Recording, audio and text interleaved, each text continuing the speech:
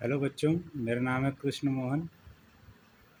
हम लोग पढ़ रहे हैं यहाँ पर class 10th NCERT subject history का chapter first the rise of nationalism in Europe. और जिसमें कि हम लोग इसका पहला पार्ट ये फर्स्ट पेज पढ़ चुके हैं। अब इसके पीछे का पेज हमको पढ़ना है। मैं थोड़ा सा आपको रिवाइज़ करा दूँ कि यहाँ पर हमने पढ़ा है कि नेशनलिज्म की शुरुआत, सबसे पहले शुरुआत अगर हम मानते हैं तो फ्रेंच रिवॉल्यूशन 1789 से इसको माना जाता है। और जैसे ही फ्रांस की क्रांति हुई तो फ्रांस की क्रांति के कारण जितने भी राजनीतिक और संवैधानिक परिवर्तन हुए उसके द्वारा मोनार्क की जो शक्ति थी, सॉवरेंटी पावर, वो जनता के निकाय के पास आ गई। तो एक तरह से इसका मतलब है कि फ्रांस में डेमोक्रेसी की स्थापना हो गई।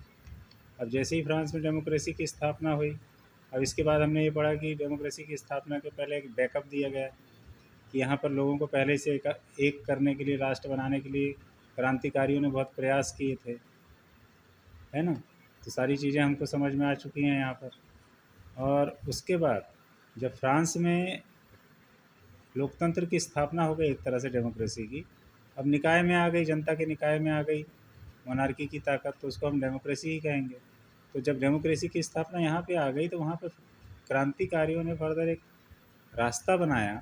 उन्होंने बोला कि यूरोप को भी हमको आज़ाद करवाना है और यूरोप को भी हमको आज़ाद कराना, ये क्रांति का उद्देश्य था।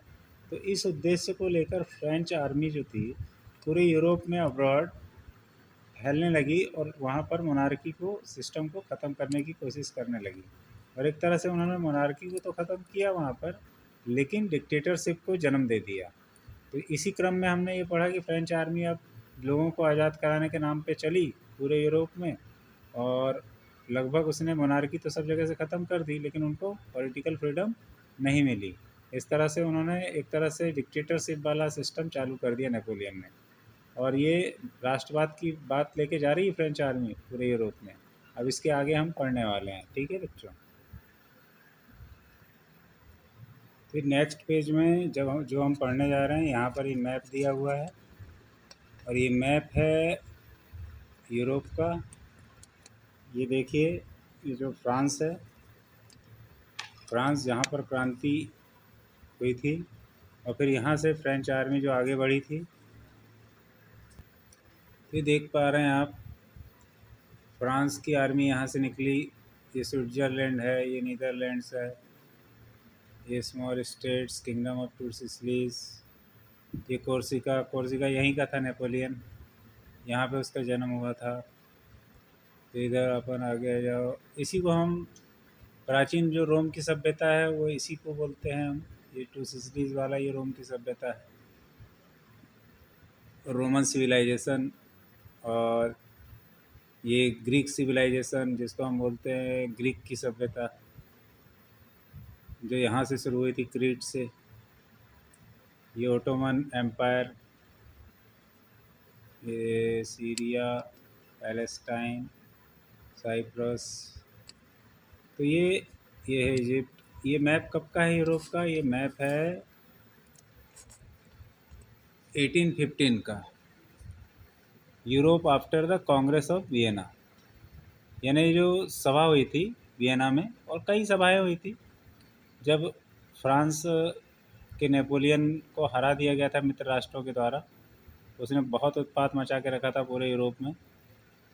तो कई लोगों ने आपस में संधि करके, मित्रता करके उसको, अलग अलग देशों ने सबने मिलकर सामूहिक रूप से पराजित किया। और उसके बाद ये सभाएं हुई। तो उस समय ये सभा किस टाइम पर जो मैप था वो ऐसा था, यूरोप का सिस्टम ऐसा था। और वहाँ पे यही सभाओं में निर्धारित किया जा रहा था कि अब आगे यूरोप में क्या होगा। तो हम इसको पढ़ते हैं बेटा आगे। Within the wide swathe of territory that came under his control, Napoleon set about introducing many of the reforms that he had already introduced in France. तो within the wide swath of territory that came under his control, तो Napoleon के नियंत्रण में जितने भी बड़े बड़े उसके जो क्षेत्रीय प्रादेशिक प्रसार था, वाइड स्वाथ, यानी जो उसका अब क्षेत्र बढ़ते जा रहा था और जो जो उसके नियंत्रण में आते जा रहे थे, तो नेपोलियन ने वहाँ शुरुआत की बहुत सारे सुधारों की, जिस जो सुधार वो पहले ही कहाँ कर चुका था, फ्रांस में कर चुका था। और through a return to monarchy, अब फिर से राजशाही की एक तरह से वापसी है। और नेपोलियन हैड नो डाउट, कोई संदेह नहीं, डिस्ट्रॉयड डेमोक्रेसी इन फ्रांस, इसने डेमोक्रेसी को फ्रांस में ख़त्म कर चुका था।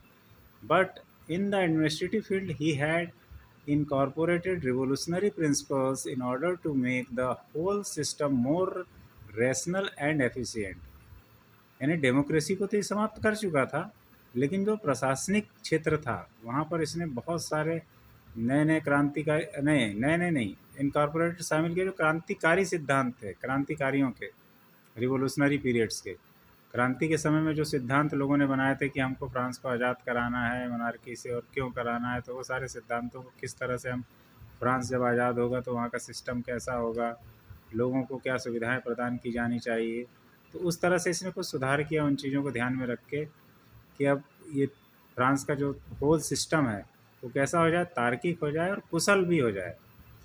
तो the civil code of 1804 usually known as the Napoleonic code, जो सिविल कोड था, संहिता थी, नागरिक संहिता 1804 की, इसको नेपोलियनिक कोड के नाम से भी जाना जाता था। जो नेपोलियनिक कोड है, मतलब नेपोलियन ने जो बनाया था कोड, संहिता, और जिसके द्वारा उसने सुधार लागू किए थे, उसी को हम बोलते हैं civil code of 1804।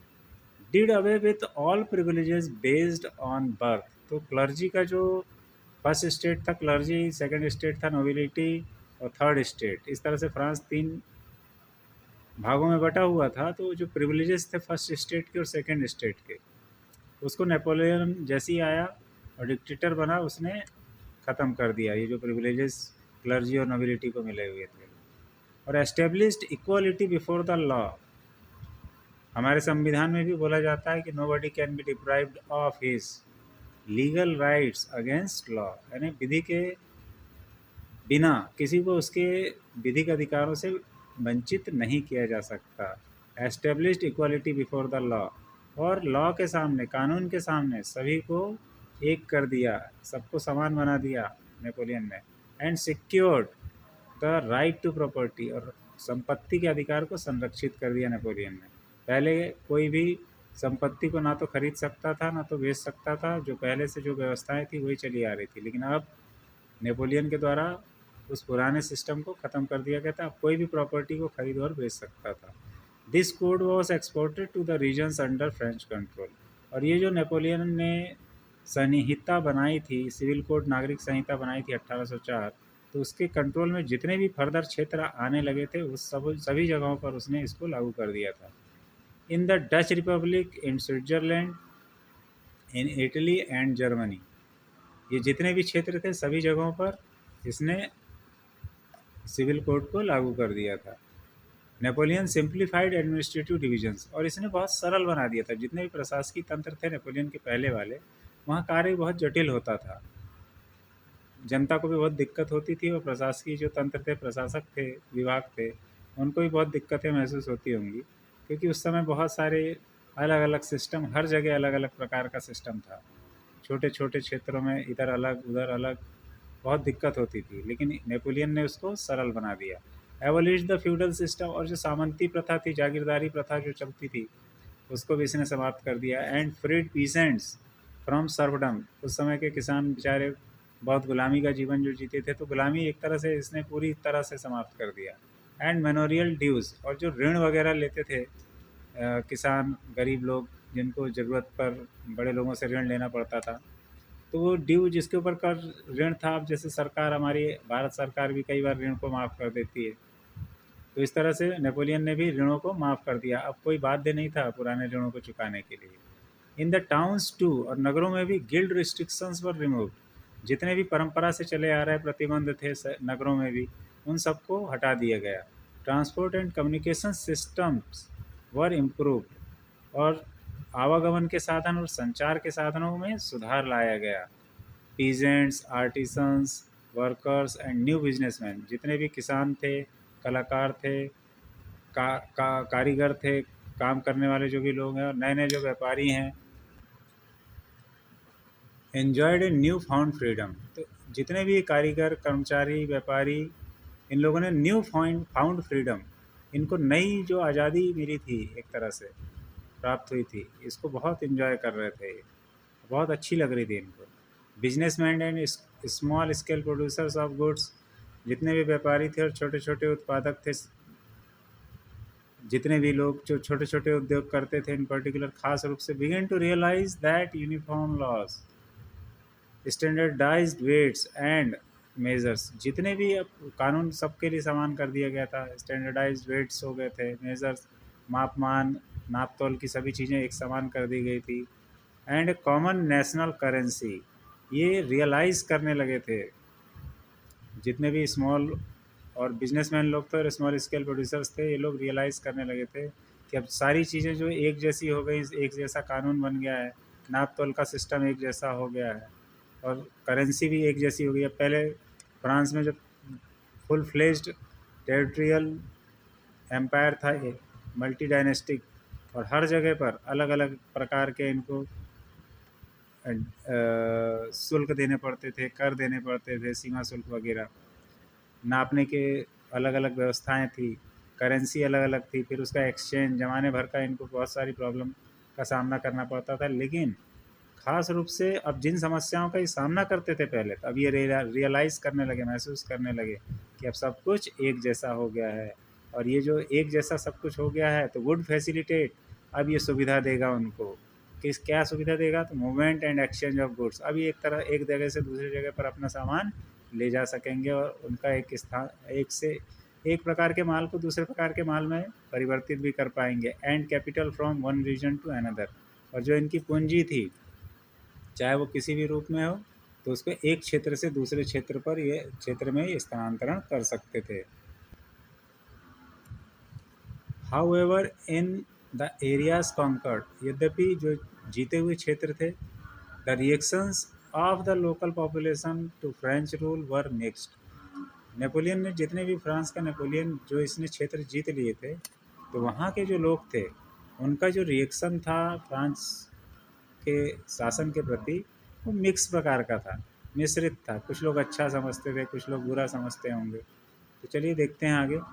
Initially in many places, बहुत सारे जगहों पर शुरू शुरू में, such as Holland, Switzerland, as well as in certain cities like Brussels, Mainz, Milan, and Warsaw, the French armies were welcomed as harbingers of liberty.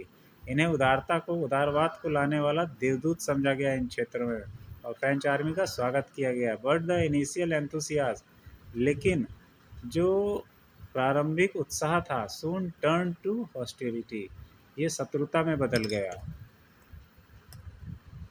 As it became clear that the new administrative arrangements did not go hand in hand with political freedom, जैसे ही इनको clear हुआ, became clear, साफ अब समझ में आ गया इनको, that the new administrative arrangements, जो नया प्रबंधन हो रहा है, प्रशासकीय प्रबंधन, did not go hand in hand, यानी हमको हाथों हाथ नहीं मिलने वाला है विद पॉलिटिकल फ्रीडम, यहाँ हमको राजनीतिक आज़ादी नहीं मिलने वाली, अब हम गुलाम बन चुके हैं। इनको ये समझ में आया कि नेपोलियन हमको गुलाम बनाते जा रहा है। इंक्रीज टैक्सेशन, इसके अलावा इन्होंने, नेपोलियन ने टैक्स बढ़ा दिए, सेंसरशिप ला दिया। सेंसरशिप यानी बहुत सी चीज़ों पर अब अनुमति लेना बहुत आवश्यक हो गया। सेंसरशिप एक बोर्ड है जहाँ पर कोई भी व्यापार या किसी प्रकार का उपक्रम नया चालू करना है किसी को, तो उसको अनुमति लेना है, और अनुमति दे दी जाएगी तो ही उसको शुरू कर सकते हैं, अन्यथा नहीं। Force conscription into the French armies required to conquer the rest of Europe, अब बलपूर्वक सेना में, फ्रेंच आर्मी में भर्ती करने लगे लोग। क्यों? क्योंकि अगर उनको यूरोप को और जीतना है तो उनको सेना की आवश्यकता थी। और all seemed to outweigh the advantages of the administrative changes, अब एडमिनिस्ट्रेटिव चेंजेस के द्वारा जो लाभ मिल रहे थे, इनसे ज़्यादा नुकसानदायक इनको ये महसूस होने लगा अब कि ये क्या कर रहे हैं, बलपूर्वक सेना में भर्ती कर रहे हैं, हमको इनकी गुलामी करनी पड़ रही है, और गुलामी करना पड़ेगा फर्दर आगे फ्यूचर में, और पॉलिटिकल फ्रीडम बिल्कुल नहीं है इनको, तो एक तरह से गुलामी का जीवन इनको जीना पड़ रहा, महसूस होने लगा कि हम एक तरह से गुलाम हो गए। तो इन्होंने फ्रेंच आर्मी का कुछ दिन बाद शत्रु समझने लगे। शुरुआत में तो इनको हार्बिंजर मानने लगे, देवता, उदार दूत, उदारवाद लाने वाले दूत मानते थे शुरुआत में, लेकिन बाद में यही फ्रेंच आर्मी इनको शत्रु के समान लगने लगी। अब यहाँ पर ये जो कलर पेंटिंग है, यहाँ पर पढ़ते हैं हम इसको भी। Figure 4, the planting of tree of liberty in Zweibrücken Germany. अब लिबर्टी उदारवाद का पेड़ लगाया जा रहा है, यहाँ पे प्लांटिंग की जा रही है, उसको लगाया जा रहा है जर्मनी के एक नगर में, ज्वीब्रुकन नाम है जिसका। ठीक है, ये नाम दिया गया है पेंटिंग को। The subject of this colour print by the German painter Karl Kaspar Fritz. अब ये जो इस कलर है, इसका जो विषय है, जो कि किसके द्वारा प्रिंट किया गया है, कार्ल कास्पर फ्रिट्ज के द्वारा, जो कहाँ के हैं, जर्मन के। मैं हाथ में ही पकड़ के बना रहा हूँ, असल में मेरे पास और कोई सुविधा इसके लिए है नहीं, तो थोड़ी सी प्रॉब्लम हो रही है। आगे पढ़ते हैं।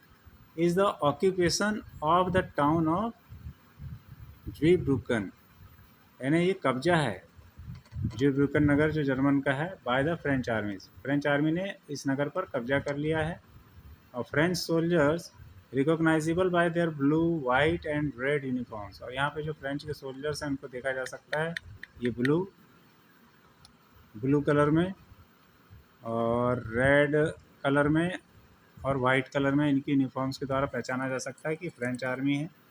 और have been portrayed as oppressors, इनको दमनकारी के रूप में दिखाया गया है यहाँ पे। As they seize a peasants cart, जो लेफ्ट में है, एक किसान की बैलगाड़ी को इन्होंने कब्जे में कर लिया है, ले लिया है। Harass some young women, centre foreground, बीच में जो कुछ जवान औरतें हैं उनके साथ ये गलत दुर्व्यवहार कर रहे हैं। एंड फोर्स ए पीजेंट, और पीजेंट को बलपूर्वक डाउन टू हिज नीज, उसको घुटने पे बैठाया गया है, बलपूर्वक उसके ऊपर हिंसा की जा रही है। The plaque being affixed to the tree of liberty, और ट्री ऑफ लिबर्टी जो बीच में है, यहाँ पर प्लैक यानी पट्टिका लगाई जा रही है, बीइंग एफिक्स्ड, और वहाँ पे चिपकाया जा रहा है to the tree of liberty, carries a German inscription, और यहाँ पर एक जर्मन इंस्क्रिप्शन लगा है, शिलालेख, विच इन ट्रांसलेशन, जिसका अनुवाद रीड्स इस प्रकार है। Take freedom and equality from us, क्या कह रहे हैं ये, आज़ादी और समानता हमसे ले लीजिए।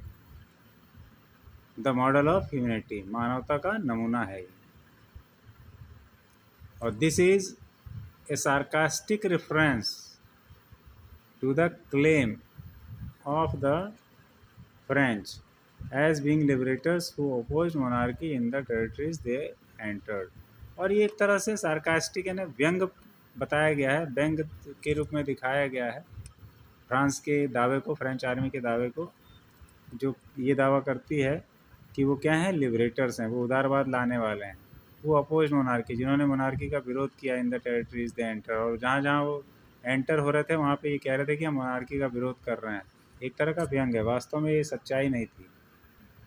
व्यंग आप समझ ही सकते हैं, आप कलर के माध्यम से, आप जर्मन के हैं और जर्मन का ही ये सीन होगा जिसने महसूस किया कलाकार ने कि फ्रेंच आर्मी उदारवाद के नाम पर देखिए कैसे अत्याचार कर रही है लोगों को, एक तरह से दिखाने का उन्होंने प्रयास किया है कि बोल तो रहे हैं फ्रेंच आर्मी कि हम क्या हैं, उदारवाद के दूत हैं, उदारवाद लाने वाले हैं, और जबकि वो क्या कर रहे हैं, जनता के साथ अत्याचार कर रहे हैं। ठीक है, अब हम लोग आगे पढ़ते हैं। ये वाला एक और फिगर है यहाँ पे फिगर 5 दिख रहा है। The courier of Rhineland loses all that he has on his way home from Leipzig. तो 1813 में एक युद्ध हुआ था जिसमें फ्रांस ने जितने भी टेरिटरी इसने जीते हुए थे ये इसने खो दिए थे उस युद्ध के दौरान। Napoleon here is represented as a postman, और यहाँ पर नेपोलियन को एक डाकिए के रूप में दिखाया गया है। ऑन हिज वे बैक, जब वो वापस जा रहा है तो फ्रांस अपने देश वापस लौट रहा है। After he lost the battle of Leipzig, वो लीप्जिग का युद्ध जब वो हार गया था 1813 में, तब का ये सीन ऐसे दिखाया गया है। और each letter dropping out of his bag bears the names, और जितने भी लेटर उसके बैग से गिर रहे हैं उसमें नाम लिखा हुआ है of the territories he lost, जो जो क्षेत्र वो हार चुका है। ये बहुत छोटे अक्षर हैं, मुझे समझ में नहीं आ रहा है, तो जो जो वो हार चुका है वो सब नाम लिखे हुए हैं इन पेपर्स में, लेटर्स में, ठीक है। अब अब इसका सार थोड़ा सा समझ लीजिए कि हमने 2 पेजेस में जो पढ़ा, तो सबसे पहले ये है कि जो नेपोलियन आया तो उसने मोनार्की को फिर से एक तरह से वापस ले आया, समाप्त कर दिया फ्रांस से डेमोक्रेसी को। साथ साथ उसने नेपोलियनिक कोड लाया, एक सिविल कोड ऑफ 1804, उसके द्वारा इसने बहुत सारे प्रशासनिक सुधार किए। और जितना भी इसका कॉन्कर्ड एरिया था, जो इसने विजिट किए थे, जो जीते थे इसने, उन क्षेत्र, तो जितने भी क्षेत्रों में जो क्षेत्र इसने जीते थे, वहाँ पे लोगों का, सामान्य लोगों का रिएक्शन मिश्रित प्रकार का था। कुछ लोग शुरू शुरू में तो इसको उदारता का, उदारवाद लाने वाला दूत समझ रहे थे, फ्रेंच आर्मी का स्वागत कर रहे थे। लेकिन जैसे इन लोगों को पता चला कि हमारी पॉलिटिकल फ्रीडम छिन चुकी है, तो लोग फ्रेंच आर्मी के शत्रु बन गए। और इस तरह से वो भी अब नेशन स्टेट की मांग उठाने लगे। तो हमने ये समझ लिया इस चैप्टर में। अब आगे हम पढ़ेंगे नेक्स्ट चैप्टर। तो यहाँ पर हमारा ये कंप्लीट हो गया फर्स्ट चैप्टर। उम्मीद करता हूँ आपको समझ में आया होगा। और जो भी आपको यहाँ पे दिक्कत परेशानी होगी, कमेंट्स करके आप मुझसे पूछ सकते हैं। मैं बिल्कुल आपका हर डाउट क्लियर करने की कोशिश करूँगा। ठीक है बच्चों।